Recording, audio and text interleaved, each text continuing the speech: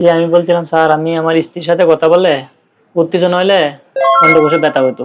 উত্তেজনা হলে অন্ডকোষে ব্যথা হতো। তারপর তারপর যদি বীর্য পতন হয়, তারপর ব্যথাটা অর্থাৎ বীর্যপাত হয়ে গেলে, বীর্যপাত যখন হয়ে বীর্য গেলে বের হয়ে যেত, তো সেখানে তো অবশ্যই নিশ্চয়ই হস্তমৈথুন বা মাস্টারবেশনের মাধ্যমে আপনার বীর্যপাতটা হতো। তখন সেটা করার পর আপনার বীর্যপাত হলে আর সে ব্যথাটা থাকতো না, তাই জি না? জি এবং এখন দেশে আসার পর যখন নিয়মিত মেলামেশা করছেন, এখন তো আর সেই অন্ডকোষে ব্যথাটা আর হচ্ছে না। না না প্রবাস থেকে স্ত্রীর সঙ্গে কথা বললেই অন্ডকোষে ব্যথা কেন হয়? বীর্যপাতের পর ব্যথা কমে যায় কেন? কারণ ও করণীয়। আসসালামু আলাইকুম, আমি ডাক্তার মোহাম্মদ রায়হান উদ্দিন। আজ এমন একটি প্রশ্নের উত্তর দেব যা বিশেষ করে অনেক প্রবাসী ভাই আমাকে প্রায়ই করে থাকেন। প্রশ্নটি হলো, প্রবাসে থাকি, স্ত্রীর সঙ্গে ফোনে বা ভিডিও কলে কথা বললেই যৌন উত্তেজনা আসে, কিছুক্ষণ পর অন্ডকোষে ব্যথা শুরু হয়, কিন্তু বীর্যপাত হলে ব্যথা ধীরে ধীরে কমে আসে। আবার দেশে এসে নিয়মিত সহবাস করলে এই ব্যথা আর থাকে না। এর কারণ কি? এটি কি কোনো রোগ? এই সমস্যা নিয়ে একজন প্রবাসী ভাই আমার চেম্বারে এসেছেন। শুনবো ওনার মুখ থেকে তিনি কি সমস্যায় ভুগতেন এবং ওনার কি সমস্যা হতো।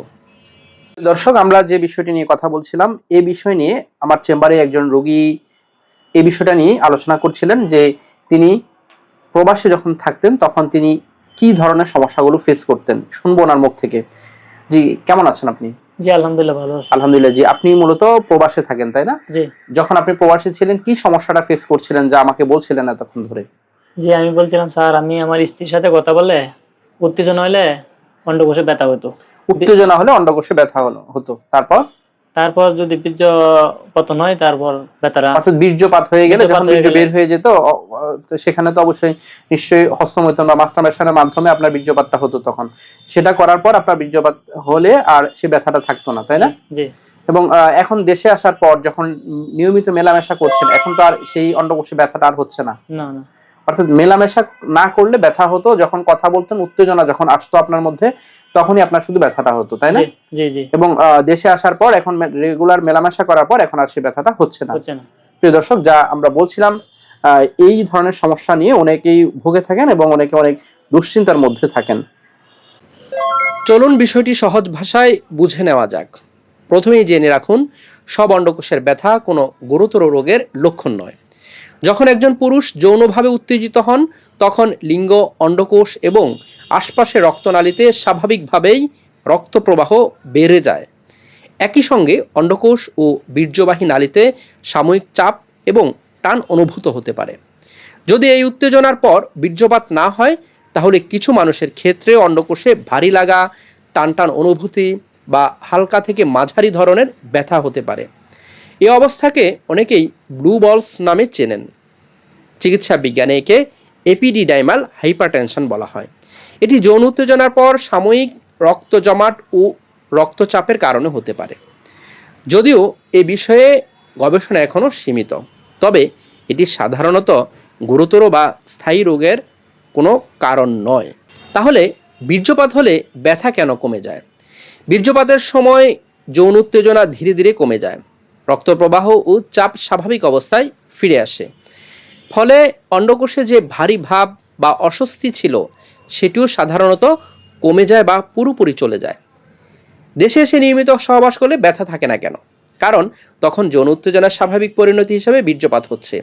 ফলে দীর্ঘ সময় ধরে উত্তেজনা জমে থাকছে না এবং রক্ত প্রবাহ ও দ্রুত স্বাভাবিক হয়ে যাচ্ছে। তাই অস্বস্তি বা ব্যথা অনুভূত হওয়ার সম্ভাবনা কমে যায়। তবে এখানে একটি গুরুত্বপূর্ণ বিষয় মনে রাখতে হবে। প্রতিবার অন্ডকোষে ব্যথা মানেই ব্লু বলস নয়।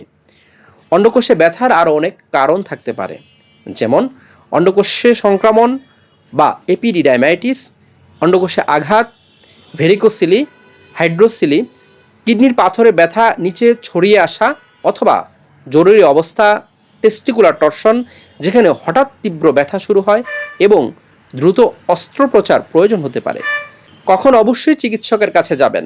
যদি ব্যথা অনেক তীব্র হয়, হঠাৎ শুরু হয়, অন্ডকোষ ফুলে যায়, জ্বর, বমি বা লালচে ভাব থাকে, ব্যথা কয়েক ঘন্টার বেশি স্থায়ী হয়, অথবা বারবার একই সমস্যা হতে থাকে, তাহলে দেরি না করে একজন নিবন্ধিত চিকিৎসকের পরামর্শ নিন। করণীয় কি? প্রথমত, অযথা ভয় পাবেন না। দ্বিতীয়ত, যদি ব্যথা শুধুমাত্র যৌন উত্তেজনার সময় হয় এবং বীর্যপাতের পরে সম্পূর্ণ ভালো হয়ে যায়, তাহলে অনেক ক্ষেত্রেই এটি সাময়িক ও ক্ষতিকর নয়। তৃতীয়ত, দীর্ঘদিন এমন সমস্যা চলতে থাকলে নিজে নিজে ব্যথার ওষুধ বা যৌন উত্তেজক ওষুধ খাবেন না। একজন যোগ্য চিকিৎসকের মাধ্যমে পরীক্ষা নিরীক্ষা করে নিশ্চিত হওয়া জরুরি যে অন্য কোনো রোগ নেই। শেষ কথা, প্রবাসে থাকা অনেক ভাই এই সমস্যায় ভোগেন, কিন্তু লজ্জার কারণে কাউকে বলেন না। মনে রাখবেন, যৌন স্বাস্থ্য শরীরের স্বাভাবিক স্বাস্থ্যেরই একটি অংশ, তাই অস্বাভাবিক কোনো উপসর্গকে অবহেলা করবেন না। সঠিক কারণ নির্ণয় করে প্রয়োজনীয় চিকিৎসা নিলে অধিকাংশ ক্ষেত্রেই দুশ্চিন্তার কোনো কারণ থাকে না। সুস্থ থাকুন, সচেতন থাকুন। আল্লাহ হাফেজ।